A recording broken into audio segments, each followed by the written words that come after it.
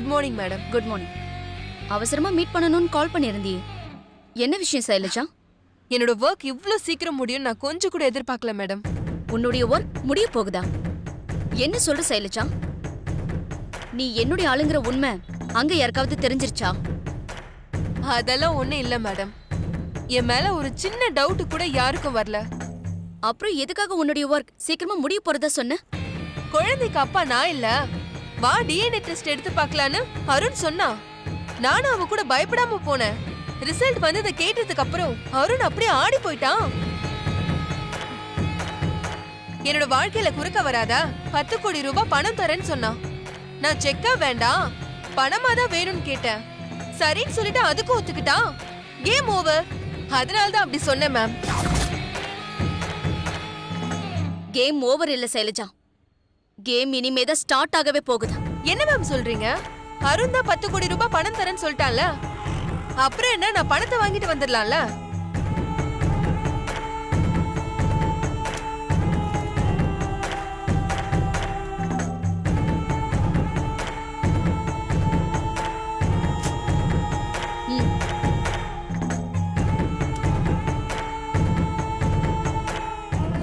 என்ன மேம், என் பேர்ல 15 கோடி ரூபாய்க்கு செக் போட்டிருக்கீங்க? எதுக்கு மேம்? அருண் கிட்ட இருந்து 10 கோடி ரூபாய் வாங்காம இருக்கிறதுக்காகவா? அருண் கொடுக்கற பணத்தையும் வாங்கிக்கோ, இதையும் வச்சுக்கோ, ரெண்டும் உனக்கு தான். இத நான் கொஞ்சம் கூட எதிர்பார்க்கல மேம். ரொம்ப சந்தோஷமா இருக்கு. Thank you ma'am, thank you so much. Arun கிட்ட எங்க வச்சு பணத்தை கொடுக்கணும்னு சொல்லிருக்கல்ல? கேகே நகர் காஃபி ஷாப்ல வச்சு தான் பணம் கொடுக்கணும், அங்க வச்சு தான் நான் பணத்தை வாங்கிப்பேன்னு அருண் கிட்ட நான் கண்டிஷனா சொல்லிட்டேன் மேம். குட். அருண் காஃபி ஷாப்ல வச்சு உனக்கு 10 கோடி ரூபாய் கொடுக்கும்போது என்னோட ஆளை வச்சு நான் அத போட்டோ வீடியோ எல்லாம் எடுத்துருவேன். அகிலாண்டேஸ்வரி பிளானிங் கமிஷன்ல மெம்பர் ஆனது, டிவில பிளாஷ் நியூஸ் வந்துட்டு இருக்கிற அதே நேரத்துல அகிலாண்டேஸ்வரியின் 2வது மகன் அருண் இளம்பெண் வாழ்க்கையில் விளையாடிட்டு அத பணம் கொடுத்து மறைக்க பாக்குறாருன்னு நான் எடுத்த போட்டோ வீடியோ ஆதாரங்களோட பிரேக்கிங் நியூஸா டிவில வரும். டிவில வர நியூஸ பார்த்துட்டு அகிலாண்டேஸ்வரி கிட்ட பிளானிங் கமிஷன் மெம்பர் ஆனதுக்கு வாழ்த்து சொல்றவங்கள விட அந்த அருண் விஷயத்தை பத்தி விசாரிக்கிறவங்க தான் அதிகமா இருப்பாங்க. ஆதிக்கடவுர் அகிலாண்டேஸ்வரியோட குடும்ப மானம் சந்தி சிரிக்கும். Super ma'am, super.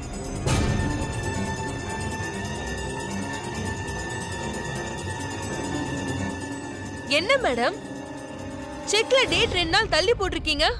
என்னோட பிளான் எல்லாம் நல்லபடியா ஒர்க் அவுட் ஆனதுக்கு அப்புறம் தான் இந்த செக் பாஸ் ஆகும். அதுக்காக தான் 2 நாள் டேட் தள்ளி போட்டிருக்கேன். கண்டிப்பா உங்களோட பிளான் ஒர்க் அவுட் ஆகும் மேம். அப்ப நான் கிளம்புறேன் மேம். சைலஜா மேம், என் பிளான் நல்லபடியா முடியற வரைக்கும் நீ ரொம்ப கேர்ஃபுல்லா இருக்கணும். Okay ma'am.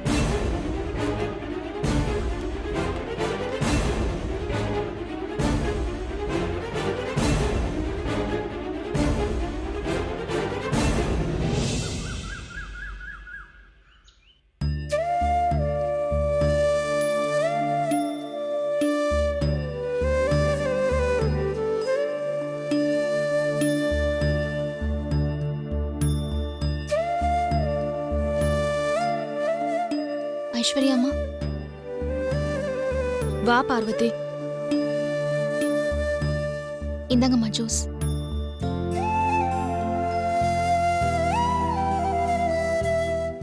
என்ன ஐஸ்வர்யா அம்மா, ஏதோ யோசனையா இருக்கீங்க?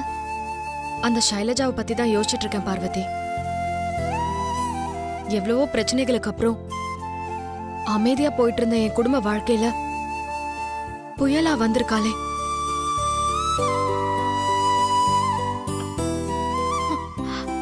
என் வாழ்க்கையில இருந்து இவளை எப்படி அப்புறப்படுத்துறது? அதுவும் வீட்ல யாருக்கும் தெரியாம பண்ணணும்.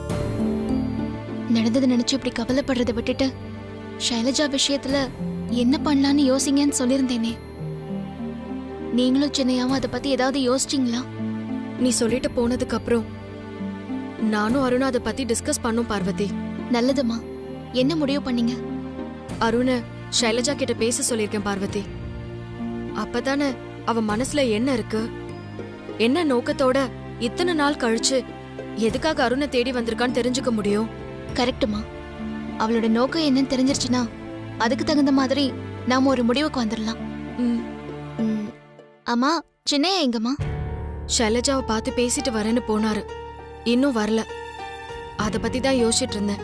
சின்னையா நல்ல தகவலோட தான் வருவாரு. நீங்க ஜூஸ் குடிங்க. ம், சின்னையா வந்துட்டாருமா.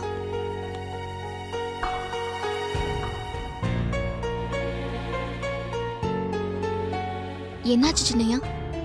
ஷைலஜா கிட்ட பேசுனீங்களா? அவ மனசுல என்ன நினைச்சிட்டு இருக்கா? பெருசா ஏதாவது பிரச்சனை பண்ணலான்னு ஐடியால இருக்காளா? நான் அவகிட்ட பேசி பார்த்ததுல அவளோட மனசுல பெருசா பிரச்சனை பண்ணணும்னு ஐடியா இருக்கிற மாதிரி எதுவும் தெரில. நீ இருக்கிற சூழ்நிலைய நான் சொன்னதுக்கு அப்புறம் சைலஜா சூழ்நிலைய புரிஞ்சுக்கிட்டா. என்னோட வாழ்க்கைக்கு ஒரு வழி சொல்லுன்னு கேட்கல சைலஜா. என்னோட எதிர்காலத்துக்கு ஏதாவது உதவி பண்ணணும்னு கேட்டா. 5 கோடி பணம் கொடுத்தா வந்த சுவடே தெரியாம மலேசியா புறப்பட்டு போயிருன்னு சொல்லிட்டா. 5 கோடிக்கு நான் 10 கோடியை கொடுக்கறதா ஒத்துக்கிட்டேன். எனக்கு செக்கெல்லாம் வேணாம், கேஷாக தான் வேணும். அதுவும் நான் சொல்ற இடத்துல தான் நீ கொண்டு வந்து கொடுக்கணும்னு கண்டிஷன் வேற போட்டா. நானும் சரின்னு ஒத்துக்கிட்டேன். 10 கோடி கொடுத்ததும்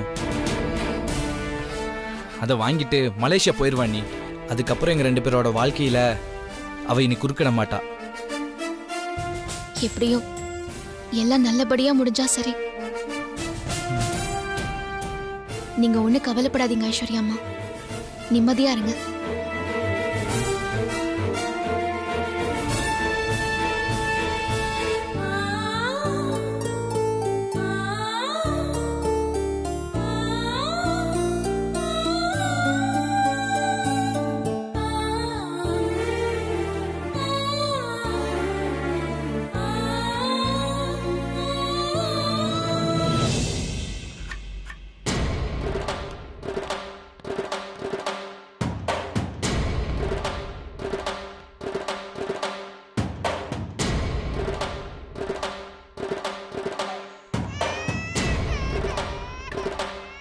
என்னடா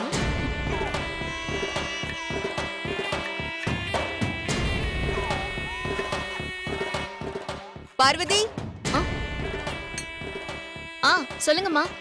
குழந்தைக்கு பால் ஏதாவது வேணுமா? அதெல்லாம் ஒண்ணு வேண்டாம், இங்க கொஞ்சம் வாய. சொல்லுங்கம்மா. நான் வெளியில போறேன், போயிட்டு வர வரைக்கும் குழந்தைய பாத்துக்கிறியா? என்னம்மா இப்படி கேட்டுட்டீங்க? தாராளமா பாத்துக்கிறேன். நீங்க எங்க போறீங்கன்னு எனக்கு தெரியும். அதனால தயவு செஞ்சு நீங்க பிரச்சனையாகாம இந்த விஷயத்த நல்லபடியா முடிச்சு கொடுத்துருங்கம்மா. நம்ம பணம் வாங்க போற விஷயம் இவளுக்கு எப்படி தெரியும்? ஒருவேளை அருண் சொல்லிருப்பாரோ? நான் எதுக்கு அனாவசியமா பிரச்சனை பண்ண போறேன்?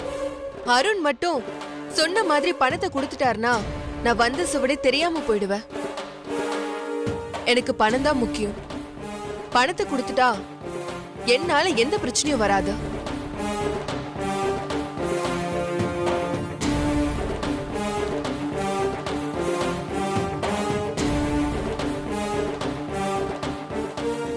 என்ன இவ பணத்து மேலேயே குறியா இருக்கா?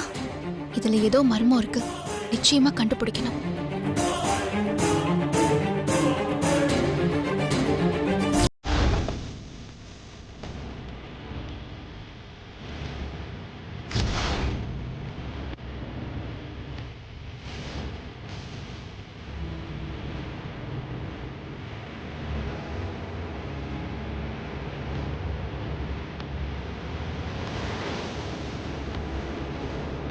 Hello ma'am. சொன்ன மாதிரி அருண் வந்துருவான்ல? நிச்சயம் கண்டிப்பா வந்துருவா மேம். பணம் உன் கைக்கு வந்த உடனே அருண் இங்கிருந்து போக சொல்லு. Okay ma'am. தீனா, சொல்லுங்க மேடம். நீ போய் அந்த டேபிள் உட்காரு. அருண் சைலஜா கிட்ட பணம் கொடுக்கறத கச்சிதமா போட்டோ எடுக்கணும். Okay madam. அருண் சைலஜா 2 பேருடைய ஃபேஸ் தெரியணும், கிளியரா தெரியணும். அதே மாதிரி பணம் கொடுக்கறதும் கிறிஸ்டல் கிளியரா தெரியணும். Okay madam. நீ போ அந்த டேபிள்ல போய் செட்டில் ஆகு. Okay madam. சைலஜா, மேம். நீ இந்த டேபிள்ல என்ன பார்த்த மாதிரி உட்காரணும். அருண் வந்து உனக்கு முன்னாடி உட்காரட்டும். நீ அருண் கிட்ட பேச்ச கொடுத்துக்கிட்டே எனக்கு நீ சிக்னல் கொடுக்கணும். புரியுதா? Okay ma'am.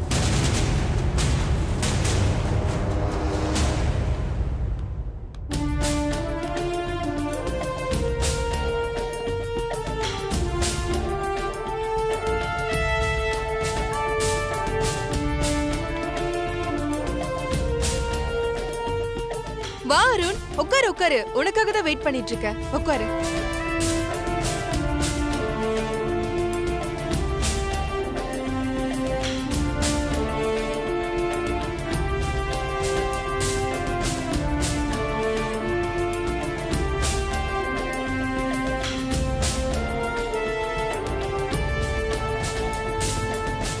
என்ன அருண், என் மேல கோவமா? உனக்கு என் மேல கோவம் இருக்கதான் செய்யும். ஆனா இதை விட்ட வேற வழி தெரியல அருண். நீ குடுக்கற இந்த பணம் எனக்கு இல்ல, நம்ம குழந்தையோட எதிர்காலத்துக்கு தான். அத மனசுல வச்சுக்கோ.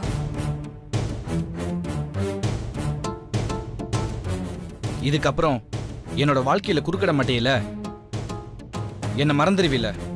என் உயிர் இருக்கிற வர உன்னை என்னால மறக்க முடியாது அருண். அதுக்காக உன்னை மறுபடியும் தேடி வர மாட்டேன். என்ன நம்பு. நம்புறேன். அதனால தான் உனக்கு இந்த 10 கோடி பணத்தை வாங்கிட்டு மலேசியா போயிரு.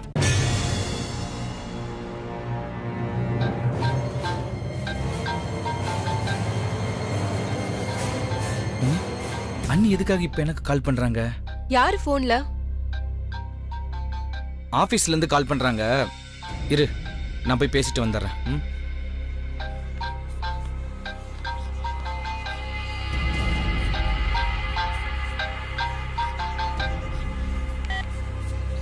சொல்லுங்க நீ. சிரியா, நீங்க இப்ப எங்க இருக்கீங்க?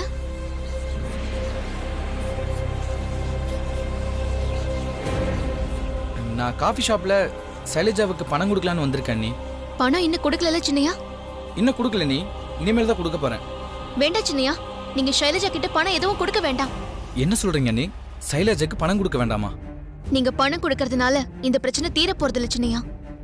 அந்த ஷைலஜா வெறும் 50 தான். அதை ஏவி விட்டது நந்தினி. யார்கிட்ட பேசுறான்? அந்த ஷைலஜா நந்தினியோட ஆள் சின்னையா. சைலஜா நந்தினியோட ஆளா? ஆமா சின்னையா. ஷைலஜா குழந்தைக்கும் எனக்கும் வழி சொல்லுங்கன்னு உறுதியா நிக்காம பணம் வேணும்னு உங்ககிட்ட சொன்னது எனக்கு சந்தேகமா பட்டுச்சு. அதனால நான் ஷைலஜா ரூமுக்கு போய்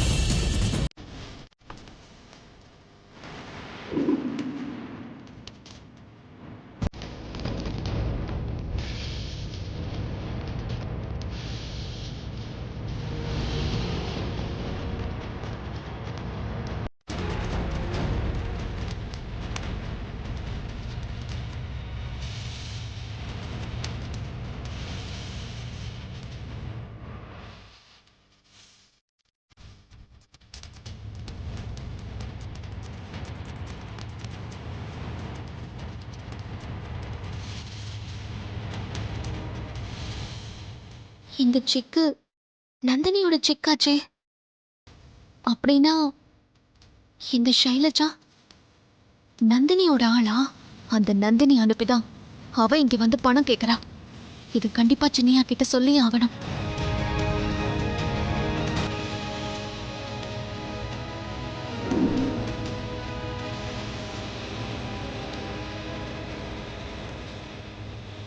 நந்தினி கையெழுத்து போட்ட 15 கோடி ரூபாய் செக்கு ஷைலஜா பெட்டியில இருக்குன்னா அப்போ ஷைலஜா பின்னாடி நந்தினி இருக்கான்னு அர்த்தம் சின்னையா? நீங்க சொல்றது கரெக்டு தான் அண்ணி. சைலஜா பின்னாடி நந்தினி இருக்கிறதுனால தான் எனக்கு இந்த குழந்தை டிஎன்ஏ ரிப்போர்ட் எல்லாம் எனக்கு இதெல்லாமே கொஞ்சம் டவுட்டா இருக்கு அண்ணி. இதெல்லாம் அந்த நந்தினி அவளோட வேலையை காட்டியிருப்பான்னு நினைக்கிறேன். ஆமா சின்னையா, நீங்க சரியான நேரத்துல தான் ஃபோன் பண்ணிருக்கீங்க அண்ணி.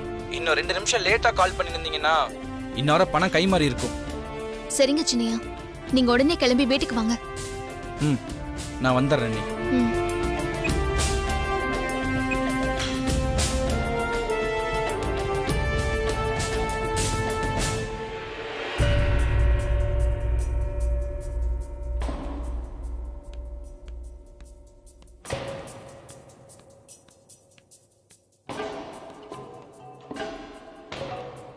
என்னாச்சு அருண்? ஏன் டென்ஷனா இருக்க? ஆபீஸ்ல ஏதாவது ப்ராப்ளமா? ஆபீஸ்ல எல்லாம் எந்த ப்ராப்ளமும் இல்ல. ப்ராப்ளம் எல்லாமே உன்கிட்ட தான். என்கிட்ட ப்ராப்ளமா? என்ன சொல்ற அருண்? செம்ம நடிப்பு. இங்க பாரு, இந்த நடிக்கிற வேலையெல்லாம் எங்கிட்ட வச்சுக்காத. உன்னை யார் இப்படி கண்ட்ரோல் பண்றாங்கன்னு எனக்கு நல்லாவே தெரியும். என்ன அருண் திடீர்னு டென்ஷன் ஆகி பேசிக்கிட்டு இருக்கான்? ஃபோன் பேசிட்டு வந்ததுக்கு அப்புறம் தான் எப்படி டென்ஷன் ஆகுறான்? யார் ஃபோன் பண்ணிருப்பாங்க? இவ்வளவு நேரம் நல்லா தானே பேசிட்டு இருந்த. ஏதோ போன் வந்தது நீ பாட்டு கொளறிட்டு இருக்க. என்னை யாரும் கண்ட்ரோல் பண்ணல, யாராலையும் என்னை கண்ட்ரோல் பண்ண முடியாது. அத ஃபர்ஸ்ட் புரிஞ்சுக்கோ. ஏய், உனக்கு பணம் வேணும்னு நீ என்கிட்ட கேட்டிருந்தா உன் கூட பழகின தோசத்துக்கு உன் மூஞ்சில் தூக்கி எறிஞ்சிட்டு போயிருப்பண்டி. அதை விட்டுட்டு எங்க குடும்ப எதிரி நந்தினி கூட சேர்ந்துட்டு எங்க குடும்பத்துல குழப்பம் பண்ண பாக்குறியா? இங்க பாரு, ₹1 கொடுக்க மாட்டேன். நந்தினியா? அது யார் அருண்? ஏய், நீ நந்தினியோட ஆளுதாங்கிறதுக்கு என்கிட்ட ஆதாரம் இருக்கு. இனிமேலும் என்னை ஏமாத்திட்டு இருக்காத. ஏதோ ஒரு காலத்துல உங்ககிட்ட நெருக்கமா பழகினதுனால உன்னை சும்மா விட்டுட்டு போறேன். இல்ல நடக்கிறதே வேற. அருண், என்னடி? என்ன அருண், பணம் கொடுக்கறேன்னு சமாதானம் பேசிட்டு இப்ப ஏமாத்த பாக்குறியா? என்னென்னவோ பொய்யான தேவையில்லாத காரணத்தை சொல்லிட்டு இருக்க. அதோட விளைவுகள் பயங்கரமா இருக்கும். ஒழுங்கு மரியாதையா நீ சொன்ன மாதிரி பணத்தை கொடுத்துரு. இங்க பாரு, நான் உன்னை ஏமாத்த கிடையாது. நீதான் என்ன ஏமாத்த பார்த்திருக்க. உன்னை பத்தின உண்மை தெரிஞ்சதுக்கு அப்புறம் உங்ககிட்ட பணத்தை தூக்கி கொடுக்கறதுக்கு நான் ஒண்ணு முட்டாள் கிடையாது. நீ சொன்னபடி இப்ப எனக்கு பணம் கொடுக்கலனா உன்னை பத்தின உண்மைய நான் மீடியாவை கூப்பிட்டு சொல்லிடுவேன் அருண். அதுக்கப்புறம் விளைவுகளுக்கு நீதான் பதில் சொல்லணும். ஏய், உன்னால என்ன பண்ண முடியுமோ அதை பண்ணிக்க. அதை நான் ஃபேஸ் பண்ணிக்கிறேன். போடி. Shit.